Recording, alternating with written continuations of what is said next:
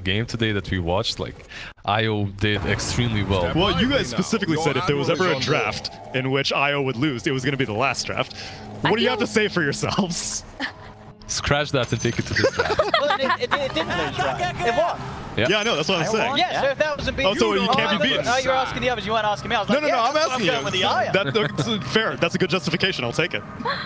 All right, well, let's see if the IO, once again, we're going to ask the same question. Will IO be able to carry this game? We'll see. This is the best of one, the final chance for Team Liquid and AS MONACO GAMBIT to see if they can make it out of wildcard into the group stage.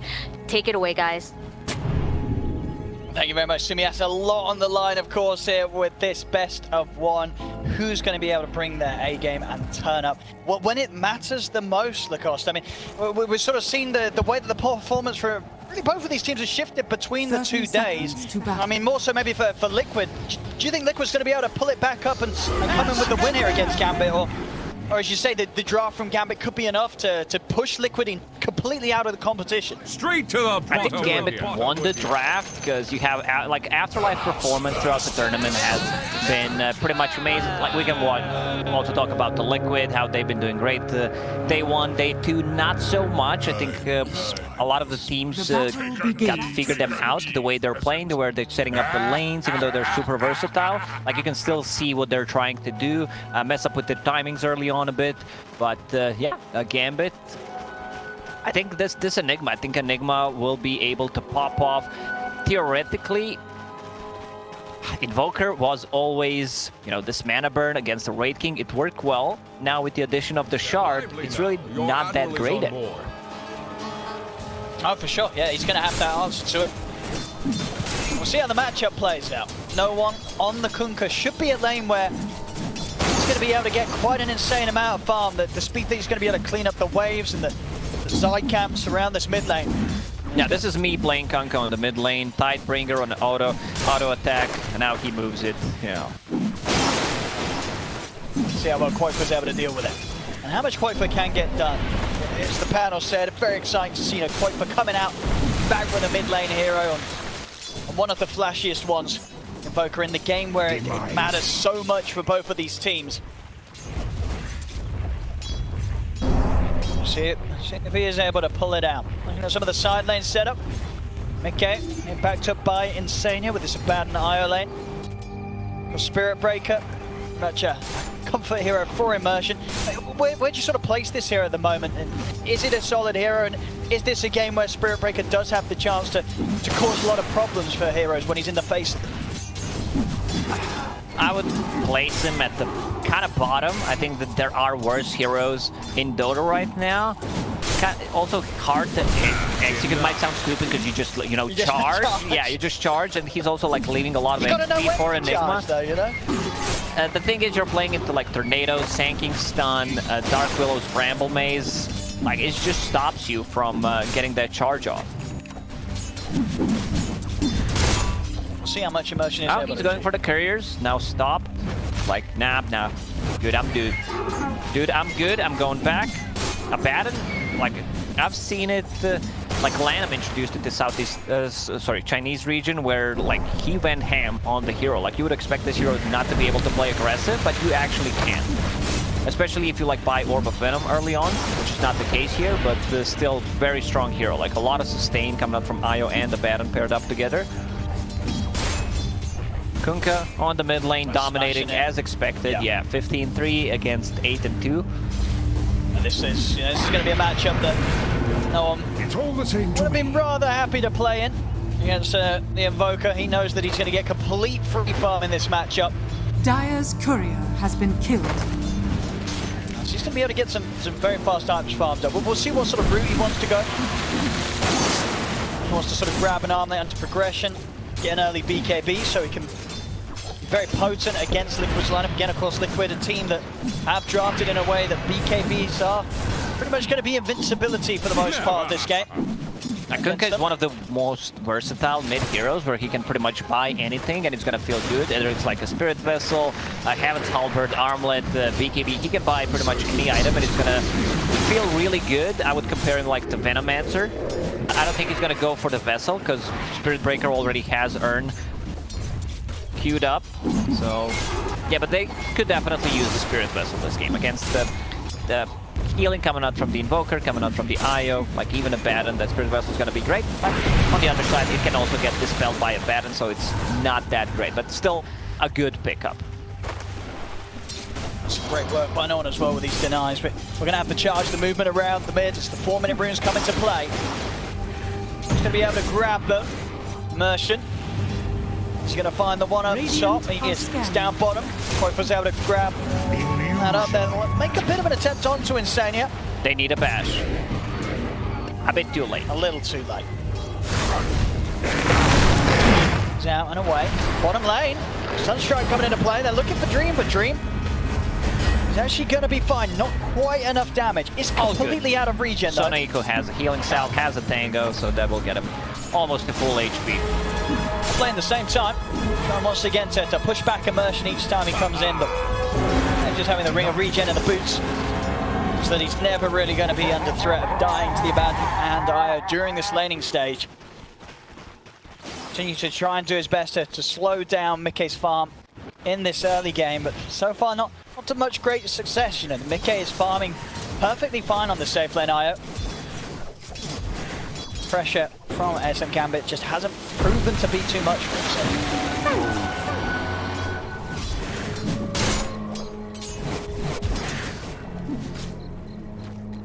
Enigma's doing fine on top lane. 21 CS, 17 denies.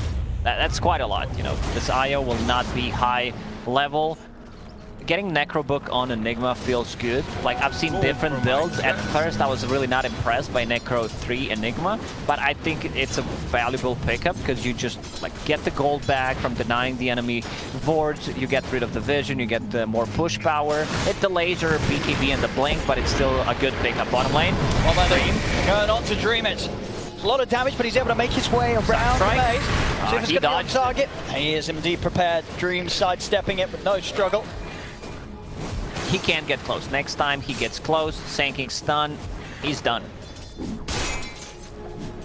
Needs to bring some extra regen, or needs to be in the jungle. Skelly's level 3 right now, but no charges. So needs to be able to farm those charges and continue to farm jungle, lifesteal a bit with the aura. It's not an aura anymore, but whatever. So move there for Noah. Holds back the Forge Spirit Torrent to make sure that Qojqva wasn't able to deny that bottle refill from him. Takes on to Dream again. He's able to close the gap with Boxy. He's moving in. There's the combo. Burrow Strike into the Sunstrike. The setup's there for Qojqva to get himself first blood. These kills very much needed to keep him on par with the farm that no one's Kunkka's picking up in that mid lane against him.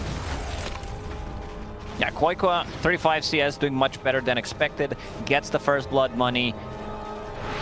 Has the power treads. Like, it's not a quas. It's a quas exort kind of a game because you're playing against Kunkka. You want to be able to like deal damage, have some extra damage in the lane, and also you have a really good setup. Whether it's a Curse Crown, whether it's a Sanking stun, just a good overall game for exort Invoker. Absolutely. We'll see what sort of route he goes with the build. Just to want to get the Midas build up. Propel himself towards those better levels. In trouble. Charge. Enigma will get level 6 after this. No X mark, only level 1. Insania's heading over.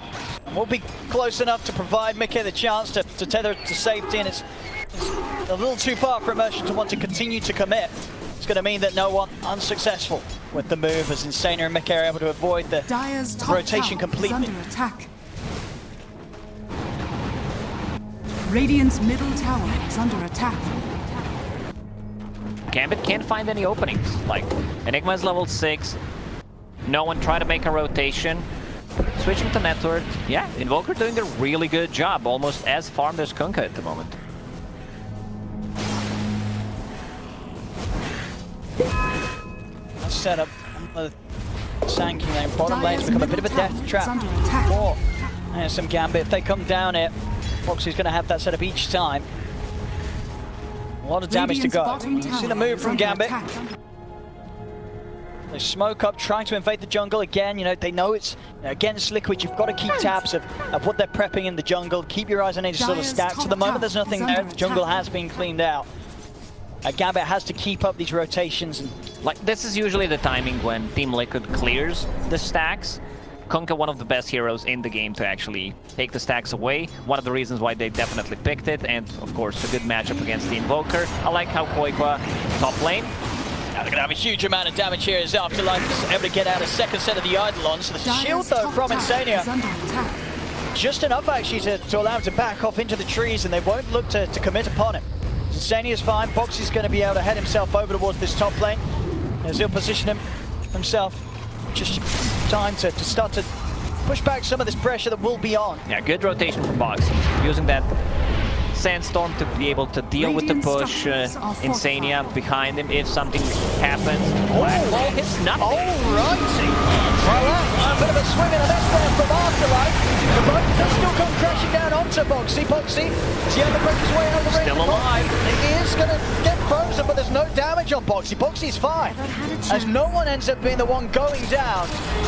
And now with the chase, Big K swinging across, they're ready to try and get more. They take down Senego. Immersion charging out of there will live. Oh, that was a big misplay there from Enigma. No, not catching anyone. Boxy survives. He's super tanky. A bracer, has a raindrop, plus a magic one charge. Also a Baton sitting behind him. Now they're chasing. They might just get him as well. Afterlife. He wasn't prepared for Liquid to still be hanging around. Only losing, missing the black hole, also missing his life. Very costly mistake there. Dire's middle tower is under attack. No one will go for that armor that you mentioned. Like, it's a cheap damage, cheap survivability as well. Also, Sanking didn't even use ulti, because now you can cancel the epicenter finally in 2021. Took us almost a decade. I'll take yours. He's got the hood as well on Boxy. So Boxy now quite a beefy frontliner, and already 10 minutes in, Liquid starting to build up that lead. 3K advantage. Yesterday, I was just, being all on Team Liquid's itemization, which I really liked. Love it in this game. Invoker going for like these cheap items, magic wand, getting the drums to be able to fight, like just put away some pressure from the IO so he can farm the jungle. Boxy getting the hood, getting a bracer. Like, there's a ton of magical damage coming out from ASM Gambit, so like he understands. Usually, like if you compare, let's say, to the previous game where Fate Beyond gets Sanking Blink Dagger like straight away, I think it's much better to tank up in this one. Like, they don't need it. They are the ones who don't want to play that aggressive. They just want to farm up on IO until he gets like 2-3 items and then starting to fight. Dire's top tower. We'll manage to finish the top tower. Drink. No attempt from Liquid to hold it this time round, but let it go. Minus goal done. Playing this farm game, it's going to be hard against Liquid. Liquid are going to come in with the pressure. Mickey is going to make very good timing on the Aghanims this game. Top of the net worth and look to be slowed down after having a pretty good lane. Pressure around the mid now from Liquid. Qojqva starting to clear the way through. Boxy and Tiger waiting on the sidelines, maybe seeing if they can get the opportunity to make a jump. They know the Dream's being held top, and the attention of Insania. Top tower is under attack. See if they can make that move mid. As there they go. Trying to lead in. Takes a Sandstorm down, but Immersion's going to turn. The dust is out. Ice Blast is going to come crashing down onto Boxy. Boxy dragged back by the X-Mark into the torrent. The Malefice follow-up. Boxy's getting low, but Insania. He's in with the Aphotic Shield. He'll keep Boxy alive. ASM Gambit not quite able to find something there despite throwing down the Ice Blast. They didn't have enough damage to kill Boxy with that Hooded Defiance he has online. Yeah, also Abaddon once again sitting behind him. Aphotic Shield is maxed out. Insania saving a point just in case he needs to use the borrowed time. This Aghanim Scepter, like, it will be ready in the next 2.5-3 minutes. Previously seen a couple of very strong IO performances from Ame. Okay, definitely keeping that standard high.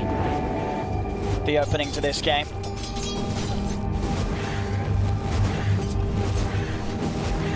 On the side of ASM Gambit, Ame, they've done it for no one. They do want to try and smoke up, a little short on the mana on Afterlife, but he has got the cooldown of the black hole available. If he finds himself a bit of a better opportunity to land it this time. if he whiffs another black hole, like, it starts to affect you, you know? Like, you lose the confidence. I've seen it so many times. Like, the next one needs to be on point. Oh, even if it's like on one hero to get the kill, let's say Io, like, it's still worth it. Bottom, Torrent connects, even, oh, he faked it. I thought he was gonna use the boat straight away. Yeah, would it have landed in time to pull the TP out? If he'd set it off immediately? It would have been close, right? It's like 3-second delay. Yeah. If he used it straight away after the Torrent, he can't TP out. Missed opportunity there. Liquid to continue to make sure that some Gambit are just not finding the kills so far. Just one kill amongst them so far in this game. And 14 minutes in, Boxy's now had the chance to farm up his Blink. So Liquid just keeping their 3 core slightly ahead. Yeah, they have 2 Blinks, one on Invoker, one on Sanking, so they can just jump the back lines, possibly delete the Enigma. They have no saving abilities, kill the Ancient Apparition. Like, Sonaiko's going Hand of Midas. That's a ballsy move. All right. And Hand of Midas AA. I mean, I guess they're sort of saying, look, we're struggling at the moment. We're going to gear up for scaling up towards the late game around our Wraith King. Do you feel that's the appropriate sort of approach at this stage when you look at how the beginning's gone? Is that the only way that ASM Gambit do win this if they go late? They might feel they, you know, are gonna say need it, but if he wants to scale, so like, him going Hand of Midas reveals that they want to play a longer game, like with Wraith King, with Qojqva. Qojqva also scales now with the introduction of like the Aghanim Scepter. I don't find Aghanim Shard valuable too much on Qojqva because you can mess things up, but it doesn't feel like one of the S tiers, not even A tier shard. I know you like it, you know, anything that can push you. Push things around, it's great fun. Maybe not this game. So I imagine if would it force people out of the black hole? Is there a bit of counter synergy there, or?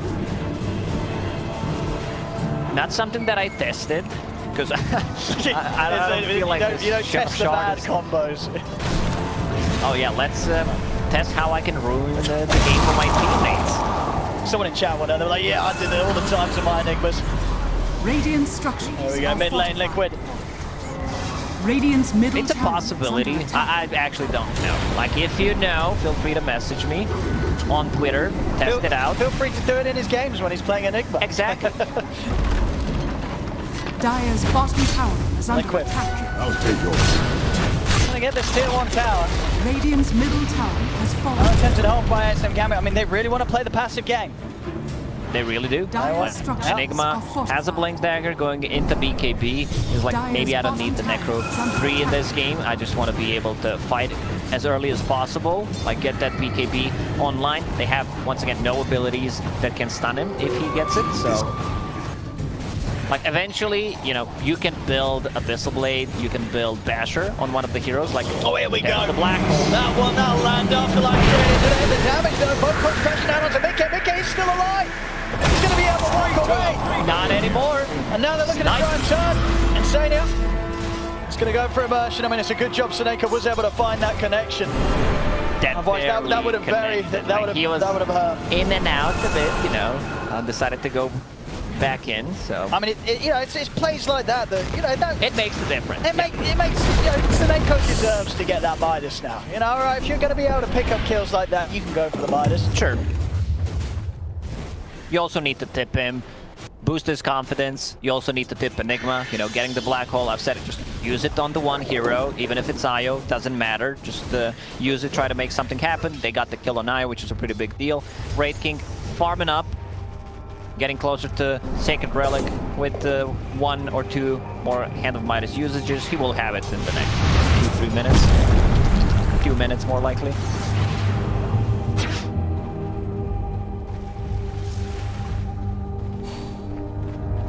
Yeah, to go back to the talk about BKB piercing abilities, I wouldn't mind, like, eventually, if either Invoker, more possibly IO, gets a Basher or Abyssal Blade. Like, if you don't have anything, someone might need to buy it to have that BKB cancel.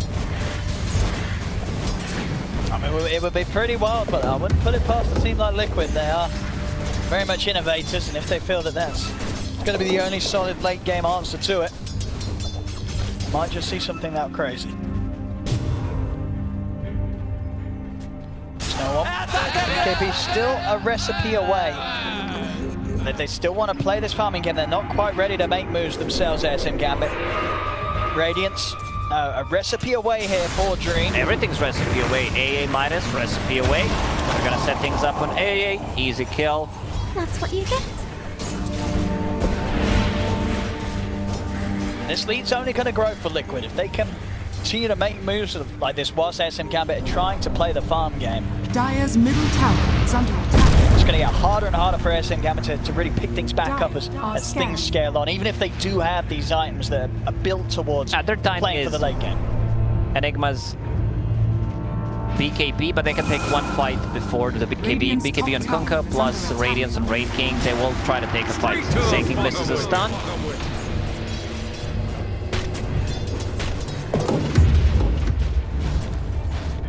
Radiant structures are fortified.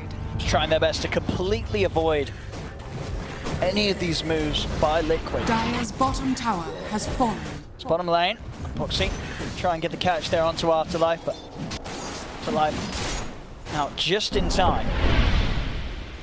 Poxy picking up Boots of Travel. That will help them deal with the split push. They can push out one wave. Also, like, they can easily set things up. Blink Dagger, Boots of Travel, like into stun, into Sunstrike, into relocate. So basically they can have like 4 heroes there with just the Sand King. To my house. When I say 4 heroes, I count Sunstrike as a hero damage that is global. I know how to count at least like 3, 4, 5. After that, it becomes kind of messy. Yeah. Yeah, well, I didn't even know there was any numbers after that. Like, if I focus real hard, I can even do it backwards. Can you do all of the numbers in the world backwards? First 10, for sure. I'm a smart guy. Press. Oh, you do multiple languages as well. Yeah. So playing Tiger. I'll leave him alone. He's so close. Come on. Why are they bullying him? He's just a poor old AA trying to farm his Midas. I mean, how many times? Well, so 4 times whilst he's been on the road to this recipe. Poor old Suneko. Just wants to make some money. Road to Recipe. That sounds like an episode I would watch of someone trying to get the Midas. 20 minutes, keeps dying. I mean, we've seen many a game. Oh, he's queued up 4 Midases. Okay, he's going all in. I mean, the big brain play would be not to show lots of cases. The top lane, Ramway stops the charge. Merchant. Not quite able to get the jump hit, Tiger. They can get him instead. Curse Ground holding back a Merchant for now. The time before for Poxy to boost the travel over. Jumping off the Dream. They've taken down the watch with the Sunstrike. Poxy's ready to go for round 2. Getting the epicenter out. Well, I say that. He's actually able to close quite in on Dream. He's going to hold the epicenter for now because they don't even need it to kill off the Wraith King. The Meteor comes crashing down, brings him out of the game. They're looking for no one in the trees. There's no one. He's going to get the back of the Merchant, charging back in. He's looking for the grab onto Mickey. Takes him back into the bottom. There's nothing out to the side. He's able to dodge it. Qojqva's trying to chase in here for the kill, diving beyond the tower. Merchant's going to be dealt with by Tiger and Mickey. Under attack. Rating felt too secure going in, you know. He has 2 lives, but still you need to be very careful. Like, there is no save. I'm not sure where Enigma was. I mean, it feels like, are they falling apart, their costs? It's a possibility. It's feeling a bit like that when you see the quad Midas is queued up on Suneko. You know, something ain't right. He's almost there. Just needs 200 close. more gold. AA Blast. Oh, here we go. Sniper Roach kill. Ah, they're early. Not gonna get any gold. Dire using a scan to see if they're approaching. No one's on the high ground. They can go in and finish the rush. Is this breaker going to get here in time? Oh, he's going to hold on. He's not going to try and chance it. It's Liquid. They'll get the space. Roshan and Aegis into the hands of Mickey. This is their timing. Like, they needed to take a good fight. Raid King with the Radiance. Enigma still a bit far away from that BKB, needs 500 gold. But he's got his Midas. He's got him. That's what's important. Here we go. He headed back to base. He's got Should have with used the fairy smoke. fire. Should have used the smoke. You know, to get that efficiency. Oh, he doesn't have the money for that, you know. We go. Here's the Midas. Oh, Feels good. that's what he's been waiting for all games, Soneko. And now he's going to be able to have the gold to farm up his second Midas. Oh, If good it time. worked that way, do you think someone would buy Oh, absolutely. multiple? Absolutely. You Someone know they would. besides You know they would.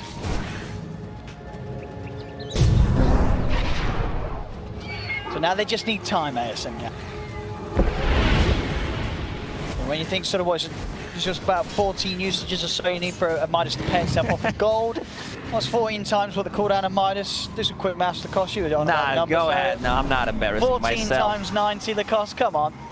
I believe it is 1260, so it's about 20 minutes, 21 minutes. No, I exactly. just gave up. Like, I'm not doing it. He needs 21 minutes. He needs about 21 minutes, and he's going to be in a happy place. Think about the attack speed. You're not adding that, because the more attack speed you get And maybe from that's the why- item, the faster you farm. Maybe that's why I bought it. Like, Maybe the the gold more is items, the the more faster. levels you get with the Hand of Midas, because of the XP. Means your spells are stronger, which means you're going to be stronger in a fight, get more gold, not dying, get the stats. Like, you need to take all these things in consideration, Owen. It's not that simple. It's not the 4 times 13. Looking at it again. Afterlife does have the BKB. Can he find some sort of insane black hole? Ice Blast will connect onto Mickey. Not quite able to find a way to get in on this. I think we just have the advantage around this area. Do have that cliff ward, ASM Gambit. But they really have to make sure that the Afterlife finds some insane connection with his ultimate. They're falling further and further behind, down 9k, 10-2 for Liquid at the moment. Are fortified. Dire structures are fortified. They only I just realized they only managed to get 2 kills so far. Foxy. He's going to be able to set up on immersion. Oh, he's charging out. Qojqva's in position. Tornado puts a stop. Maybe attempted escape, and now Dream. Have the time being bought by Tiger here, allowing Mickey to connect. Sunshine comes down as well as the Lucio. Dream's got the ones. He needs help, and he needs it now. Ice Blast coming out, Foxy from the sidelines. He's got the epicenter, good to go. Heads come over the front. Right over to no one. The Deafening Clouds pushing the two in the back. No one pops the BKB. He's got to run. Foxy's already been able to make it over to the back line. Takes out Soneko. No one, he's up flying over and Afterlife's in. But there's no follow-up. Three of them is enough damage to take down Foxy. But that'll be all. He hasn't got anything else to take down the rest of them. Mickey chasing him up into the base. Afterlife goes down. Mickey, of course, Mickey's still still with the alive. ages.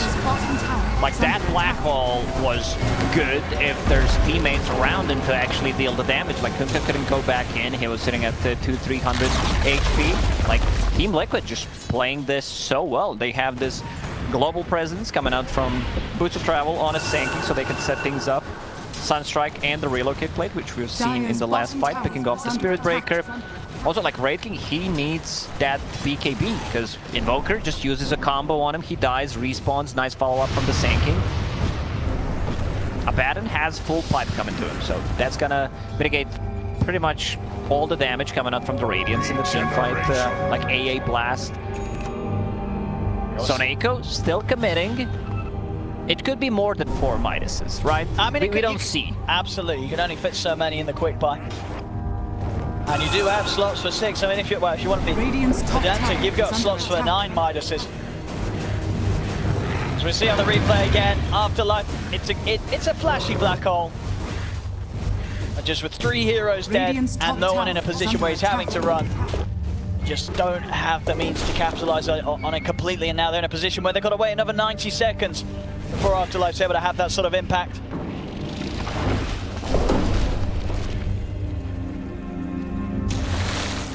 It's Liquid back on sort of the level that we saw from them yesterday here. There's this victory that they're on the road towards. And it's going to be very hard to stop right now with the lead that they have. 14-3, 12k lead. Insane amount of farm on Mickey, 330 CS. Level 20. See the hunt being made to no one. No one has got the BKB. And he has got a TP out. He'll be away. For now. I just want to see a basher on someone. Now, it might sound stupid, but yeah, it could really work. Dire's bottom tower is under Especially attack. for those kinds of plays. So Eiko getting caught once again. Oh, and it's Midas. Hand of Midas just came off cooldown. No. You got to feel for that, man. You've spent such a lot of hard work went into that Midas. Now he's dead. Qojqva. He's able to find the catch on to the two of them here. Immersion's out of mana. Afterlife's got to put the BKB and get out. Immersion. Ooh, he's going to be able to dodge the Sunstrike. Only just, but he's able to sweep over towards the mid lane. They're still hunting with the Spirits. He knows where he is. And Mickey's going to be able to close the gap. Deafening Blast pushes him into the Spirits of Mickey. That was nicely done. Like Insania just seeing the angle of the charge, and he's like, if he stops, I'm going to know where he is. Here we go. Snakeo's back up. No need to threat, ladies and gentlemen. Fight me. That Midas will be used. Eventually. I mean, he's going to have a struggle stepping up towards the creep wave, though, with He Liquid. wants it. Like, Go give your line to get the Midas off. situation. Just go straight in. He wants it. Midas for Forge Spirit, come on. He doesn't want to step forward. I mean, it's understandable, especially when Foxy's going to make jumps like that. Goes into it, onto no one. Immersion will charge forward.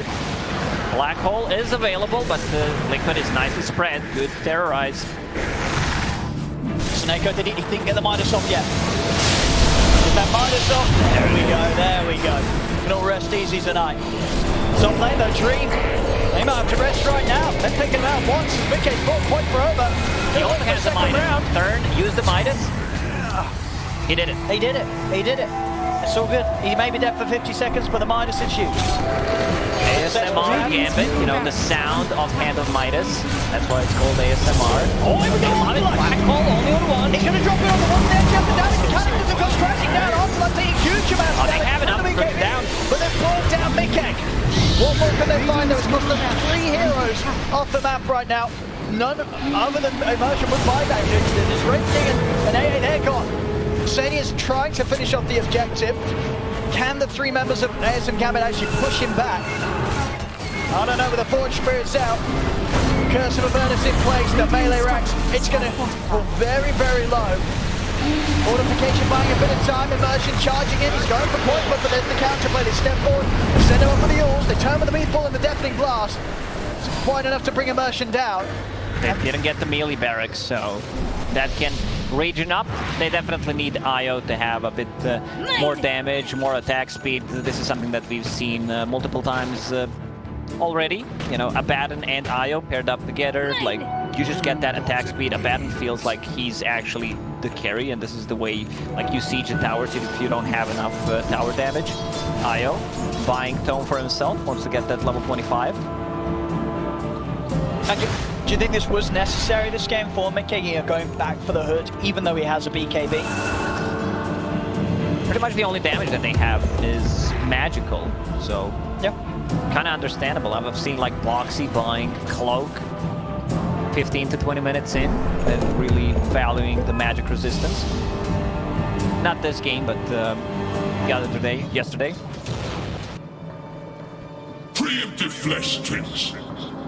4 to 19. 16k down. Top lane already, Liquid. That Foundry heading out. BKB's up. And he'll make his move away before Liquid gets the jump on him. Oh, he just popped the BKB in the base. No, he popped it before he TP'd. Oh, okay. Well, No, he didn't bad. I was TP like, back what? to base and then pop it. That wouldn't have been great. I know, used it to get out of there. Radiant are scanning. Yeah, most of the time, Gambit is just using BKBs to be able to get out. TP out, try to make stuff happen. There's smoke. Got Black Hole in 5. Here we go. That Quickening Charm helping out. Cooldown. And he's making good progress towards that refresher. It's a good recipe. First Perseverance will be done. It's going to be there shortly. Can they get a jump around this Roshan pit though? Afterlife was going to go for it, not going to get the chance. Boxy moves it straight away. The Burrow Strike. Afterlife gets himself out of the Cataclysm. They're focusing Boxy first. Dream trying to step in a version. This charge put to a stop by the Yules. The Tornado holding back this Enigma, making it very hard for Afterlife to get an angle to jump in from. Now the Burrow Strike over towards Dream. He's caught in the brambles. Qojqva and Insane continue to just push back the rest of ASM Gambit, making it very hard for them to get back over and protect Dream as Dream will be burst through the wands. Has BKB. In with the Burrow Strike. Meteor down now. Dream pops the BKB. No one heads back over. The Burrow Strike comes to an end. They'll look towards Insane. They'll take down the Abaddon. Now Slide looking for a jump shot against the Black Hole. Onto the IO. BKB pops for no one. They've got enough damage to bring down BKB. Gets getting low to the high ground. BKB pops. BKB's on the run. No one can't catch him. The ice wall's down. No one gets kited. The cold snaps out. No one will fall. Oh, it was just a tiny second too late because Invoker just blinked onto Enigma. Enigma could have maybe caught 2. They also need an Ice Blast to be able to kill the IO. Otherwise, I don't think IO is dying. This game might just end. Like, they could potentially go in. Team Liquid, they're not relying on any cooldowns. They know that there's no black hole, there's no ship. Also, it was level 2 ultimate only on the Breaking, so he's not going to have it for quite some time. Dire's bottom tower. T2s are still up in the side lanes, but the lanes have also been swung around, so Liquid immediately able to remove that top tier 2, bring this lane up towards the base. Should at least be another set of ranks gone before Gambit's back in action. Yeah, they can just clear this, potentially go to the Roche pit. There's still a tier 2 tower on the bottom, so they can't just end the game. But yeah, no real answer for Gambit. Like, Team Liquid's doing very well the way they're spread out in a team fight. They are not grouping around, not giving the opportunity to Afterlife to actually use good black hole. Sun strike.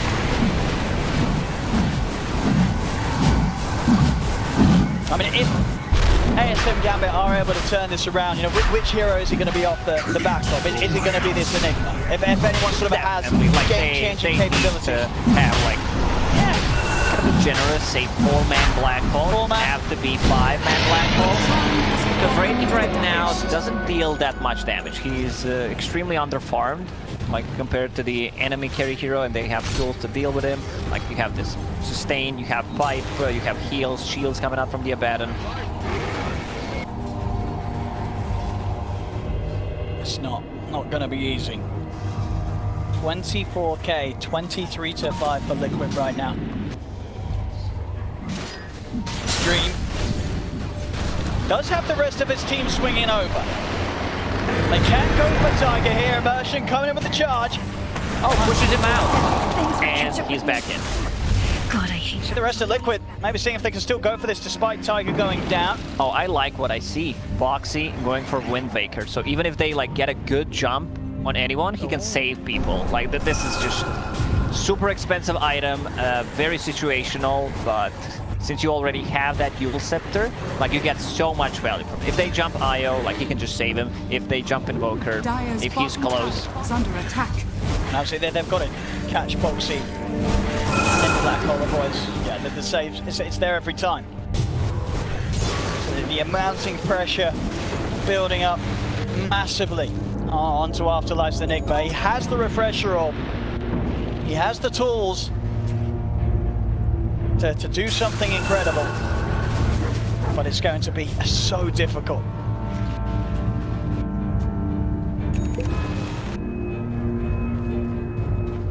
Liquid at this stage, they can resume business down on the bottom lane. Take away this final tier 2 and open up the chance to go high ground. Refresher done on Qojqva as well, so those 2 rounds of Cataclysms will be there ready to throw down in the fights. And I mean, that alone, if he lays down sort of a two rounds of those, even if Afterlife's standing his ground, he's going to take huge amounts of damage and stand the likeliness of maybe even dying during the casting. The most fun item in the game, definitely, because you can juke people with it. It looks really fun to use. Boxy on the high ground, cosplaying Arteezy, getting D wards. And they're in. They're ready to do. Gambit, they have one more fight. That's all they got. What can Afterlife pull off? Already from the stun up, yeah, coming in on front. He's gonna go with the black hole. He's only caught in Stadia for now. The mechanic And he died. through it. That's it. The refresher cataclysm, it's all too much. 2 sets of that insane amount of pure damage just wipes Sayers and Gambit out of the game. No one's out and down. As Liquid, they've got the whole team alive to keep pushing on. GG, it's called. That As was Liquid such will hold on. a good pickup by Invoker, you know, getting that refresher use. Like, Enigma might use a black hole, but there's gonna be 4 sunstrikes on him, and he He's just will dead. die. Yeah, he's just straight up dead. Not a lot you can do about that. As Liquid, I'm sure very relieved after what was a tough day for them today. It was. After It having really such a was. brilliant We have start the thumbs yesterday. up. The boys are happy. Is he taking the shirt off? Oh, yes, and- he oh. is. I One think more. the That's all we production got need. a little worried there. And they're like, yeah, maybe we need to stop.